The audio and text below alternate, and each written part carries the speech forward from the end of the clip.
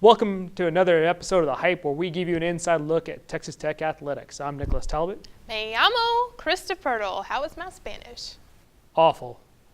Yeah, I did learn that C's get degrees, and that's how I passed college Spanish. Anyways, we say all this because the Lady Raider basketball team just got back from their foreign tour of Portugal and Spain. They had a great time. They zip-lined, they took a bike tour, they chilled on a boat in the Mediterranean Sea.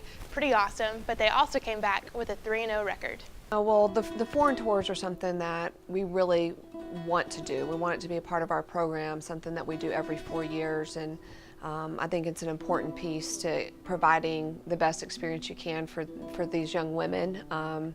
So it was all about timing for us. We had the 3 transfers sitting out and thought this would be the perfect time to allow them to get back in a ball game before November, and having to sit out a whole year is a long time. So that was the reason that we took it when we did. And as far as Spain and Portugal, we just sat down and thought, you know, what would be a great trip? Who has good, strong women's basketball?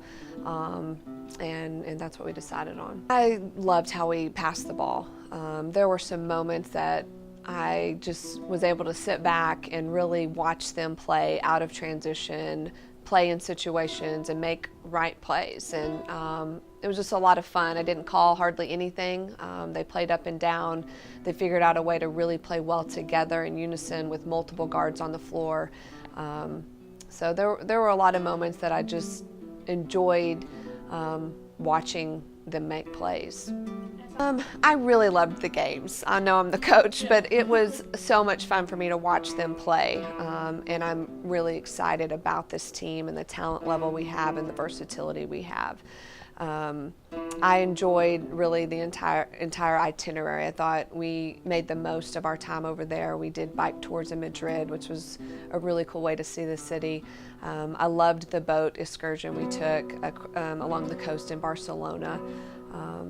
And beach time, you know, you can't go wrong with beach time. So it was fantastic. There were a ton of highlights, and just enjoyed spending the time with our players. And we were in Toledo, and it's a really cool medieval city, and a couple of the girls pointed out, hey, coach, there's a zip line, can we do that? I'm like, absolutely, let's go zip lining. So it was really cool across the river, and you had the castles in the background, and it was a fun time.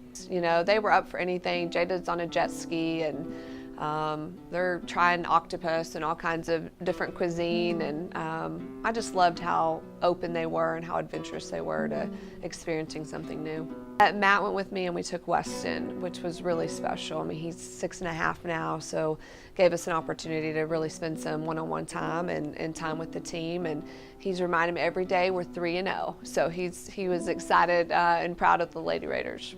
As the Red Raider Nation eagerly awaits a little bit of dry weather and the start of the 2016 football season, they probably heard the name Luke Stice, the Houston transfer who's only been in Lubbock for a few months. He's currently listed as on the 2-deep chart at linebacker for the Red Raiders. But what's Luke Stice like behind the mask? We find out here. You know, I'm a 4th-generation West Texas guy, and I'm excited to be back out here in West Texas. And you know, honestly, it's just been really a God thing to get me back out here at Texas Tech for this last year. And you know, one of my closest teammates from high school, Taylor Nunez, he's on the team, and obviously, you know, Coach Gibbs and Coach Spavital, both being former University of Houston coaches, played a role in that as well, and it's just been exciting so far to get back out in West Texas. Stice came to campus in the spring and quickly became respected by his teammates, enough so to be voted as captain for the 2016 season. You know, coming into this last opportunity here at Texas Tech for my last year of eligibility, I understood that I had such a small window of time, and you know, something I've been, you know, taught since I was, you know, young is, you know, the 2 things you control, attitude and effort. You know, I understood going to work each day, I had a limited amount of time to do whatever I can to help this team win a championship, and that's something I took to heart and really just tried to attack each day like it's my last and make the most of every opportunity I get. But for Stice, that C above his heart won't mean near as much as the number on his jersey. You know, one moment as far as me as a college football player this last 4 years was one of my best friends in high school was killed in a car accident working in the oil field right out of high school, and he wore 37 in high school, and I wore his number in the University of Houston to honor him and continue to wear that here at Lubbock. So that's always been an off-the-field inspiration to know that, you know, you're playing for more than just yourself. And, you know, obviously there's a lot of, you know, whys or sense of motivation, but that's always been a big thing for me and something that I kept close to my heart, and honor a former teammate, you know, on the field the best way I can. It's a special deal, honestly, you know, and just knowing that his whole family are big Red Raider fans, and he's got a cousin that's always been a big Red Raider fan. I got to work with him on a couple different occasions, and just knowing that you can impact so many people, continue to honor one of your best friends on the field, just a real special deal, and it definitely puts things in perspective of how valuable each day really is. As Stice prepares for his final season of college football, sure, he's on a different team, but his perspective remains unchanged. I've always tried to be, from the start of my career up until now, I've always tried to play a big role in the FCA, Fellowship of Christian Athletes, and really from the beginning of my career, and the spring semester, we had a college advanced trip, and it was like 10 days into me even being a Red Raider, and I ended up, just jumping on a bus and going to the middle of Central Texas for a FCA retreat. So that was a real special deal, and continuing to play a role with that. And as we mentioned earlier, just trying to be a positive impact to all my teammates, and give them everything I got each day, and knowing that I can be a positive role model influence for all these kids out in West Texas, and show them that you don't have to be a 5-star recruit or a big time guy to even make it to college football and be successful. You just continue to have strong work ethic, and you can find a way to be successful. Tech soccer trailed Arizona 2-1 with time running out on Friday night. In the 89th minute, Rebekah O'Brien went top shelf and buried the equalizer. It was the first goal of her Texas Tech career, as Texas Tech finished in a draw with Arizona. Now, while O'Brien has been balling on the field for Texas Tech, what's she like off the field? If you could sing a duet with any artist, living or dead, who would it be and why? Oh gosh.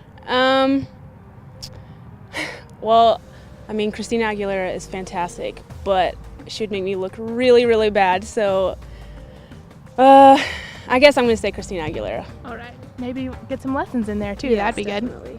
good. Okay, if you could live in any historical decade, when would it be? That's a good question. I don't know. The 70s and 80s seems pretty cool, just because they seem very chill and hip and laid back. I'm kind of like that, so I think I'd like that. Okay. Favorite TV show of all time? Well, I really like Pretty Little Liars right now, shamefully, because they keep saying that they're going to give us A, but they don't give us A, so that's annoying. But I do really like Pretty Little Liars. Okay. What is one goal that you're determined to achieve in your life? That's a good question. I do really want to have 4 Doberman, because I really like dogs and I really like Doberman, and I want to have 4 of them, all different colors. Favorite Disney animal? Disney animal? What do you mean Disney animal? Like the sidekicks, like the dragon from Mulan or the monkey from Aladdin, like that. Okay. I think I want to have Flounder from The Little Mermaid, because he's just so cute and so nice, and he'll do anything for you. He's adorable. I like him. Okay. What did you want to be when you grew up, when you were 5 years old? When I was 5. Oh, gosh. I think I wanted to be a professional soccer player, actually. But, yeah, I think that's all I had my mind set to, because I'm the youngest 4 and everyone played soccer in my family, so I wanted to be a professional soccer player. So you're doing pretty good right now, on right track. now, okay. On track, you're doing good. Okay.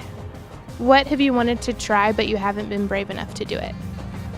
Skydiving, definitely. I hate the falling feeling, in my stomach, so I hate it. But it seems so cool and very rewarding, so I am thinking about doing that. Yeah, we just won't tell Coach Stone. Yeah, don't. We won't do that. Okay. What's your favorite app on your phone? Probably Instagram or FaceTime, because I like pictures and I like talking to my friends. It's basic, but whatever. What's one thing in your life that you can't live without? Definitely my family. Hands down, I cannot live without my family. Okay, last question. What's the best piece of advice you've ever received? I don't know. That's a good question. You said outside of soccer? Just however you want to do it. Gosh.